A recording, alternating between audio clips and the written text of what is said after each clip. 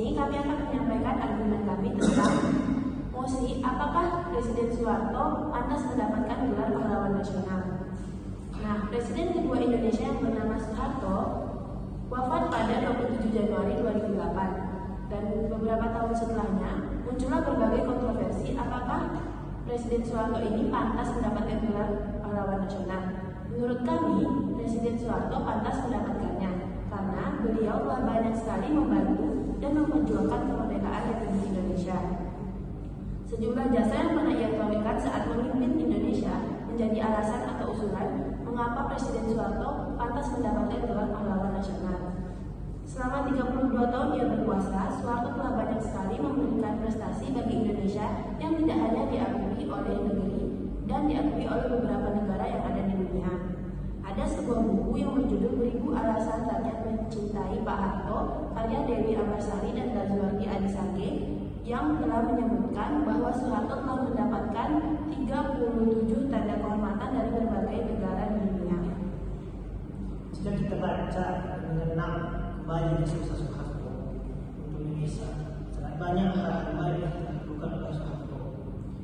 Beliau juga dikenal sebagai bapak pembangunan nasional pada era kepemimpinannya. Negara kita Indonesia berada di masa kejayaan. Indonesia,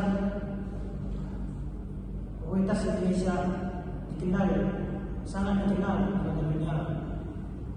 Mungkin Soeharto dianggap sebagai presiden yang kontroversi. Namun, balik kontroversinya ada beberapa jasa baik yang tidak bisa dilakukan presiden Indonesia lain. Dari banyak hal-hal baik yang telah dilakukan oleh Presiden Soeharto, di sini kami akan menceritakan sedikit tentang mengapa kami setuju bahwa Soeharto pantas disebut Gerakan Pahlawan Nasional. Dalam pasal 25 Undang-Undang Nomor 20 Tahun 2009 tentang gelar, tanda jasa dan tanda kehormatan menyebutkan syarat umum seseorang layak mendapatkan gelar pahlawan nasional, yaitu WNI, memiliki integritas moral dan keteladanan, berjasa pada bangsa dan negara, berperilaku baik, tidak pernah dipidana penjara, dan setia dan tidak pernah mengkhianati bangsa dan negara. Dari syarat yang telah disebutkan tadi, alasan mengapa Soeharto pantas disebut Gerakan Pahlawan Nasional. Pertama, berebut kebenaran kaitannya.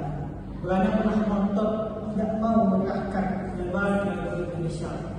Hal ini melandaskan sesuai kesepakatan Konferensi Meja di Den Haag pada tahun 1949 yang membuat Indonesia memutuskan untuk menggunakan tenaga militer. Dengan dibentuknya Komandan Andalan yang dipimpin oleh Soeharto tanggal 10 Mei 1963 dan akhirnya berhasil merebut kembali dari Barat menjadi Provinsi Indonesia dan sekarang menjadi Jaya. Selanjutnya adalah membangun satelit Palapa. Nah, jika bakal internet ada di Indonesia merupakan salah satu jasa besar dari Presiden Soeharto yang bisa kita nikmati saat ini. Presiden Soeharto membangun suatu sistem telekomunikasi via satelit untuk mewujudkan wawasan kebangsaan dan persatuan dan menciptakan telekomunikasi antar provinsi-provinsi dan negara-negara lain. Satelit Palapa ini diberi nama Satelit Palapa A1 dan diluncurkan pada tanggal 8 Juli 1976 dan menjadikan Indonesia sebagai negara pertama di Asia Tenggara yang memiliki satelit. Selain dari poin-poin tersebut, Presiden Soeharto juga berperan besar dalam meningkatkan mutu pendidikan di Indonesia. Presiden Soeharto berhasil membuat sebuah program pembangunan SD Impres serta gagasan program wajib belajar pada tahun 1970-an yang digencarkan selama 6 tahun di seluruh Indonesia. Selanjutnya adalah dengan pembangunan sekolah dasar sesuai dengan instruksi Presiden yang telah mencapai 150 unit di seluruh NKRI sejak digencarkannya program tersebut. Melalui usaha inilah beliau dianugerahkan sebuah penghargaan Api Siena dari UNESCO pada 19 Juni 1993. Setelah yang dijelaskan di awal tadi, gelar bapak pembangunan yang diberikan pada Soeharto juga bukan merupakan klaim sepihak. Soeharto juga pernah sukses membawa Indonesia lepas dari keterpurukan pada tahun 1967. Salah Indonesia tertekan utang luar negeri sebesar 700 juta dolar Amerika Serikat. Berkat sejumlah kebijakan yang dikeluarkan, Indonesia berhasil mencapai status swasembada pangan pada tahun 1984. Soeharto juga mendapat penghargaan UN Population Awards yang merupakan penghargaan tertinggi dari PBB di bidang kependudukan.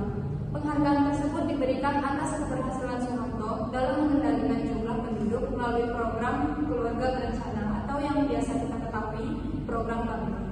Dari kesimpulan posisi kali ini, kami sangat setuju bahwa Presiden Soeharto layak dinobatkan sebagai pahlawan nasional. Walaupun banyak sekali kontroversi yang terjadi, kita tidak boleh lupa bahwa Indonesia bisa sampai saat ini juga merupakan salah satu jasa besar dari Presiden Soeharto untuk membangun Indonesia kita ini.